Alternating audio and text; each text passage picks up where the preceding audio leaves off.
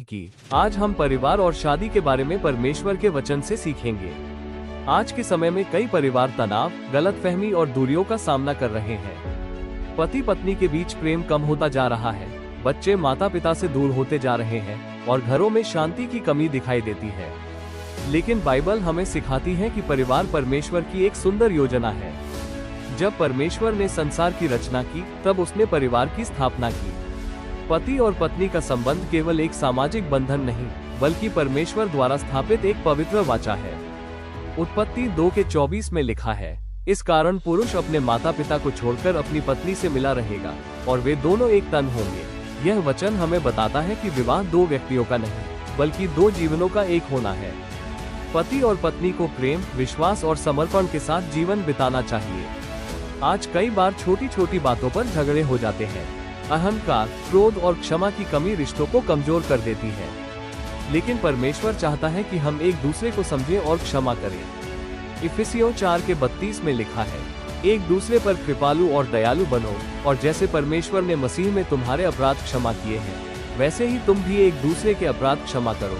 एक मजबूत परिवार की नींव प्रेम पर टिकी होती है।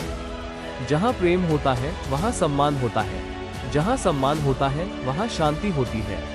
पति को अपनी पत्नी से प्रेम करना चाहिए और पत्नी को अपने पति का आदर करना चाहिए।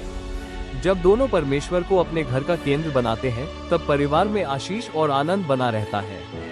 बच्चों के लिए भी परिवार बहुत महत्वपूर्ण है। माता पिता का कर्तव्य है कि वे अपने बच्चों को केवल अच्छी शिक्षा ही नहीं, बल्कि परमेश्वर के मार्ग में भी चलना सिखाएं। जब घर में प्रार्थना होती है, बाइबल पढ़ी जाती है और परमेश्वर की उपस्थिति को महत्व दिया जाता है, तब पूरा परिवार आत्मिक रूप से मजबूत बनता है। कभी कभी जीवन में आर्थिक कठिनाइयां, बीमारी या अन्य समस्याएं आती हैं। ऐसे समय में परिवार के सदस्यों को एक दूसरे का सहारा बनना चाहिए। परमेश्वर ने परिवार को इसलिए बनाया है कि हम एक दूसरे की सहायता करें, प्रोत्साहित करें और प्रेम करें। यदि आपके परिवार में किसी प्रकार की दूरी, मनमुटाव या तनाव है, तो आज ही परमेश्वर के सामने उसे रख दीजिए। प्रभु टूटे हुए रिश्तों को जोड़ सकता है, भावों को भर सकता है और घरों में फिर से प्रेम और शांति ला सकता है। याद रखिए, एक सफल परिवार वह नहीं जिसमें कभी समस्या न आए, बल्कि वह है जिसमें हर परिस्थिति में परमेश्वर पर भरोसा किया जाए।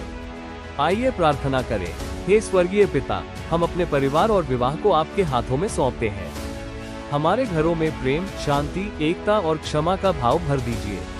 पति पत्नी के संबंधों को मजबूत कीजिए, बच्चों को आपकी राह में चलने की बुद्धि दीजिए और हमारे परिवार को आपकी उपस्थिति से भर दीजिए। यीशु मसीह के नाम में प्रार्थना करते हैं, आमीन। संदेश: जब परमेश्वर परिवार का केंद्र होता है, तब घर केवल एक मकान नहीं रहता, बल्कि आशीष का स्थान बन जाता है।